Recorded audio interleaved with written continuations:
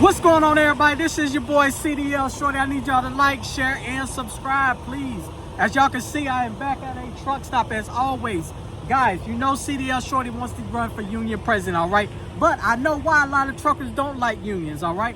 Because of a man, a well-known, famous man named Jimmy Hoffa. We know what he was doing back in the day. He was taking a lot of the truckers' pensions, and what he was doing was he was funneling them into the mob and the mafia, guys. So, guys, if I'm elected union president, guys, we're going to have three. We're going to have a treasury, and guess what? Me and the vice president as well. And when we take money from you guys to actually set up a plan, set up a financial business plan, guys, it's going to be 3 signatures. I can't touch that money unless the other 2 people, and we vote on it as well, all right? So I just want to let that be known. But today we're going to be talking about deregulation, because in order to understand the way the trucking industry is now, is because of deregulation, and it's something we need to talk about. 2025, we're going to title this the Year of Education, all right? The Year of Education. So like I said, Jimmy Hoffa in the 1970s, he led one of the biggest trucker strike. Well, actually, semi is what led into deregulation in 1980. All right, guys. Now, trucking has been deregulated twice, if you didn't know that. Once in 1935 and the other one in 1980, all right? They had the ICC back in 1935. Now, what the ICC was doing was basically that was the government. Now, we don't have that, but guess what? We are heavily regulated on safety out here. We are heavily regulated on safety out here, but guess what? The government has took their hands off of free market, made it a free market capitalism, all right? And it's become the Wild Wild West. Did you guys know that broker transparency, Title 49 CFR 371.3c, did y'all know that was originally against the broker? Or against us, I apologize, against us from the broker? So you have to go back in time. You have to do your research, all right, guys? Make sure you like, share, and subscribe. Now, what I mean by that is back in the day, it was no need for a broker. They didn't even call them that. They called them truck brokers at that time. They didn't call them freight brokers, all right, or freight forwarders or anything of that nature. They called them truck brokers, all right? But guess what? The shippers were paying carriers direct. They were paying them direct. Now, what the freight broker was a simple salesperson. They was getting a 10% commission. That's what the ICC had regulated. The ICC said, all right, because this is what the broker was doing. They was sneaky. They just had a telephone, a desk, and guess what? A good sales pitch. They was very, very sneaky, guys. Now, I got my notes right here. Trust me, we're going to go through it. But they was very, very sneaky. So this is what happened.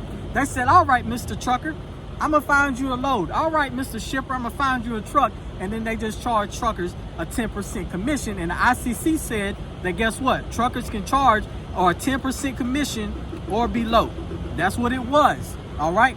Now, Yellow Freight, you can look this up. Yellow Freight was the first to oppose this, because when Title 49 CFR 371 first came into play, it was for the brokers, because the brokers didn't know how much we were paying them. We only had to pay them 10% or less. It was within that 10%. You dig what I'm saying? So a lot of freight brokers was like, well, wait a minute. How am I going to know what they're paying? And guess what? And Yellow Freight actually opposed it and fought against it in 1983. Y'all can look that up and check that out as well. Then what the freight brokers started doing was they started getting slick. They started taking their power back, which I'm trying to tell drivers to start doing out here as well. Take your power back, because what they started doing was they started fronting. They started funneling and fronting the money, the cash flow, hooking up with factoring companies and things of that nature, getting bank loans and stuff like that, because they took their power back. Now it has flipped. Title 49 CFR 371 has now gone in their favor, which means that we have to fight for it. All right, so that's a little history, a little background about that. Now let's get into this. This is 2025, the Year of Education. All right, guys. So American backhaulers, you go back in time, that is the first ever freight brokerage company, or truck broker, if you will. They sold to C.H. Robinson in 1999. Y'all check that out, all right? Yellow Freight was always in the mix on something, all right? Now, what y'all think about truck lease? So back in the day, the ICC had a strong hold on the industry. First of all, one of the reasons why trucking became deregulated was because of the railroads. The railroads felt like they was getting squeezed out by big business by these trucks. All right. Nowadays, it's cheaper to put your stuff on a rail than it is in a truck.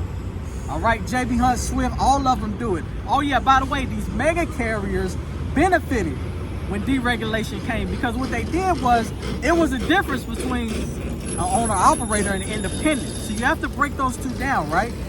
What it did was it squeezed out the independent. So that guy right there could take his truck, lease on to JB Hunt, because JB Hunt had all the freight.